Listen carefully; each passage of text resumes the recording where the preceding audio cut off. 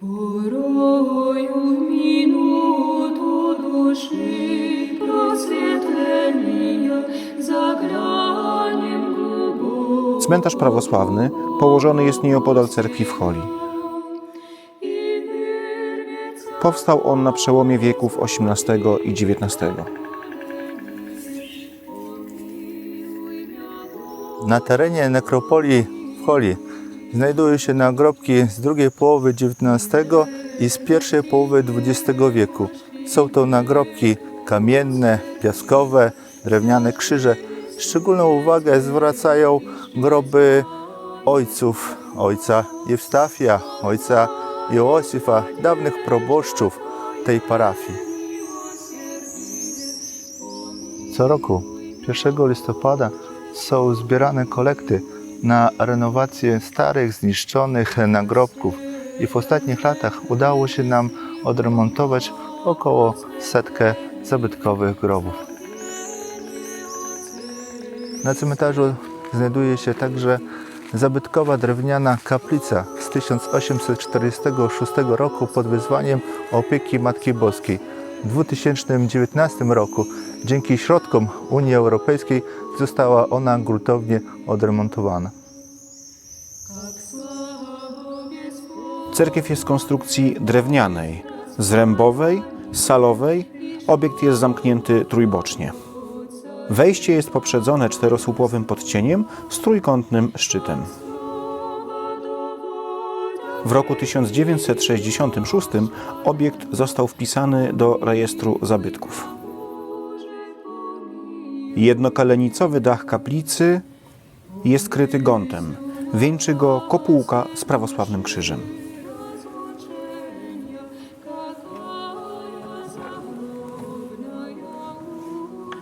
Znajdujemy się w cmentarnej kaplicy pod wezwaniem opieki Matki Boskiej, która została wzniesiona w 1846 roku. Do budowy tej kaplicy został wykorzystany materiał z dawnej świątyni głównej świętego Antoniego Kiejo-Pieczerskiego. Na uwagę zasługują drzwi wejściowe, które zachowały się z pierwszej połowy XIX wieku. W 2019 roku w kaplicy zostało przywrócone tradycyjne wnętrze. Zostały wyremontowane zręby, aby podkreślić tradycyjną konstrukcję budownictwa Polesia Zachodniego. O Boże, pomiłuj, pomiłuj mnie.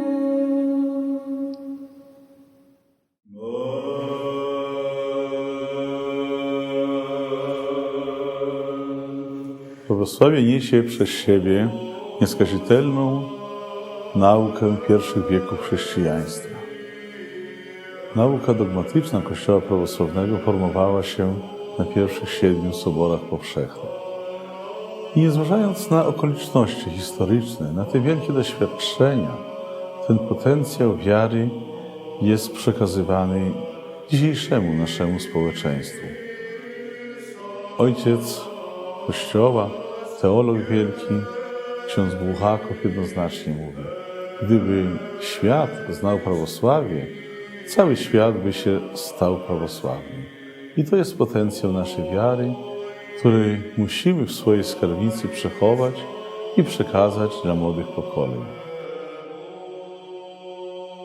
Kolebką chrześcijaństwa wschodniego, cerkwi naszej prawosławnej jest wielka tradycja Bizancjum ze swoją stolicą w Konstantynopolu. I zawdzięczając tej kolebce chrześcijaństwo prawosławne rozpowszechniło się w krajach słowiańskich jak Serbia, Bułgaria, Morawy i w ten sposób dotarło do naszych ziem. Nasza tradycja prawosławna początki swoje bierze na naszych ziemiach z misji cyrylometodiańskiej. Ta misja świętych równych apostołom Cyryla i Metodego dotarła na tereny naszej Rzeczypospolitej. Ale prawosławie rozwija się i w dzisiejszej dobie czasu. na kontynencie amerykańskim coraz to nowi członkowie naszej cerkwi włączeni są właśnie do łona świętego prawosławia. Na kontynencie afrykańskim patriarchat aleksandryjski ciągle otwiera nowe diecezje, nowe parafie, ale zachodnia Europa. Pojawiają się nowe parafie, jak we Francji, w Niemczech. Prawosławie jest tą światłością ze wschodu, która daje świadectwo swojej duchowości, a jednocześnie daje gwarancję dla człowieka na wieczne zbawienie.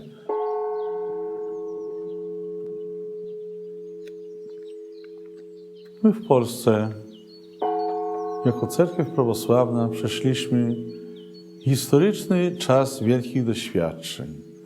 Przed II wojną światową potencjał Kościoła prawosławnego w II Rzeczypospolitej szacował się na około 7 milionów wyznawców. Dzisiaj cerkiew prawosławna jest spuścizną tej tradycji, liczy około 500 000 wyznawców. Pojawia się u nas nowa migracja ze wschodu. Благословен Бог наш, всегда, ныне и присно, и во веки веков.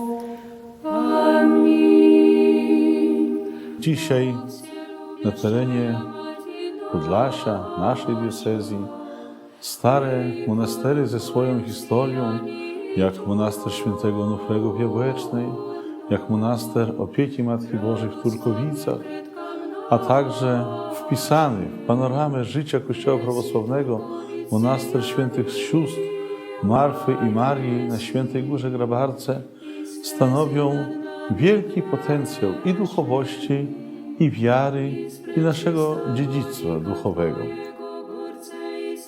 I to właśnie prawosławne monastery, jako stale żywe centra duchowości i kultury, są osnową szlaku, śladami wschodniosłowiańskiej tradycji.